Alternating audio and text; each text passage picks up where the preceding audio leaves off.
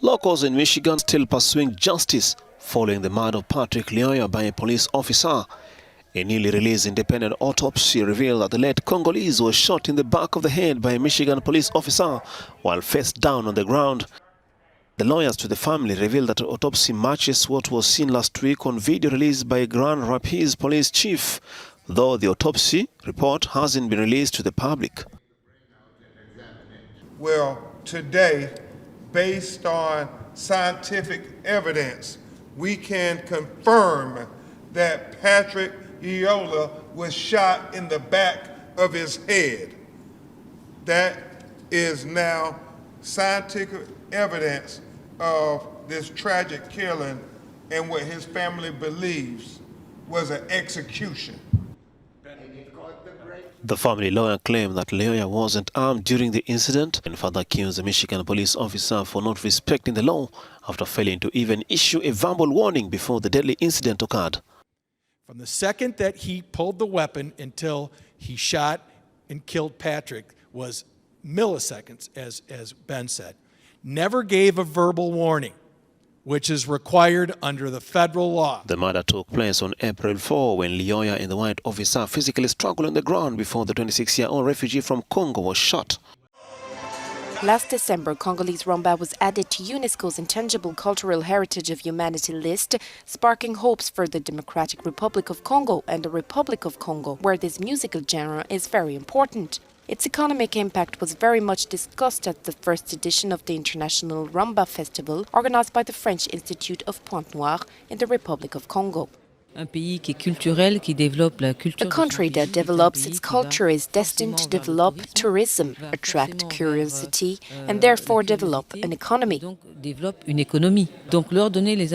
them the infrastructure and the necessary spaces to be able to showcase their talents can only bring economic added value to their countries at some point. It is time for political and economic thinking in both Congos to stop considering rumba and economy as antinomic phenomena, because today the music industry occupies a very special place in the world economy. Rumba could play its part in the new economic models of the countries concerned, models based on the diversity of the economic fabric. However, some musicians have difficulty making a living from their art, accusing the poor distribution of copyright and the plundering of their works. We have a permanent major issue, which is copyright. Artists cannot make a living from their works because the community channels will say the state channels do not pay the rights. Revenues from the music industry in sub-Saharan Africa grew by about 9.6% in 2021, according to the IFPI.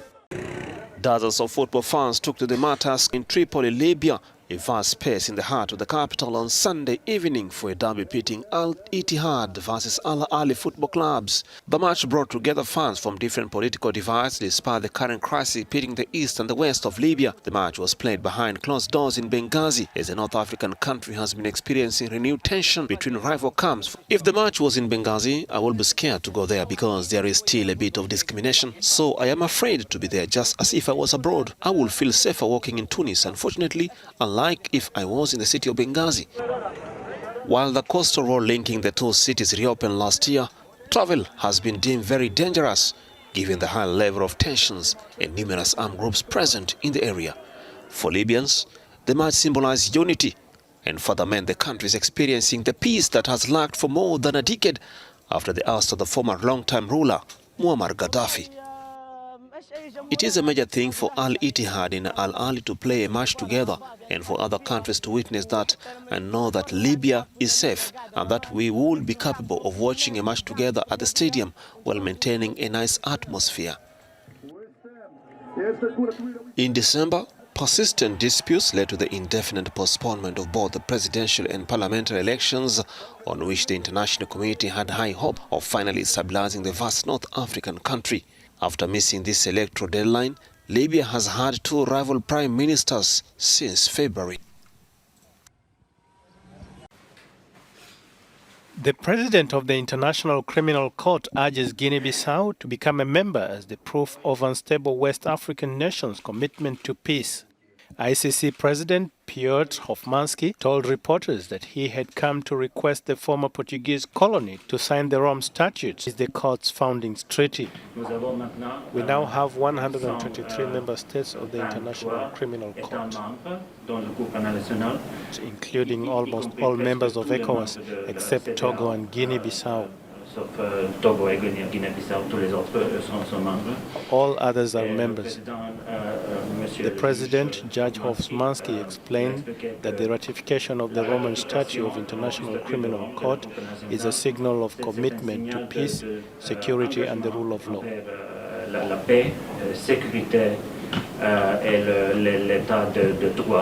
Guinea-Bissau is notoriously unstable and has suffered 4 military coups since 1974.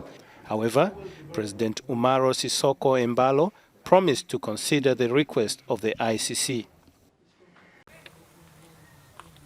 Victims of devastating flood in South Africa's hard-hit province of KwaZulu-Natal have started to rebuild their homes and their lives. Close to 4,000 homes were destroyed and more than 40,000 people were displaced by the floods and mudslides caused by prolonged heavy rains last week. Everything is destroyed, including my children's bed, which you can see lying on the ground. We are basically left with nothing. The government has allocated $68 million to help those affected by floods that have killed at least 448 people in the eastern city of Durban and surrounding KwaZulu-Natal.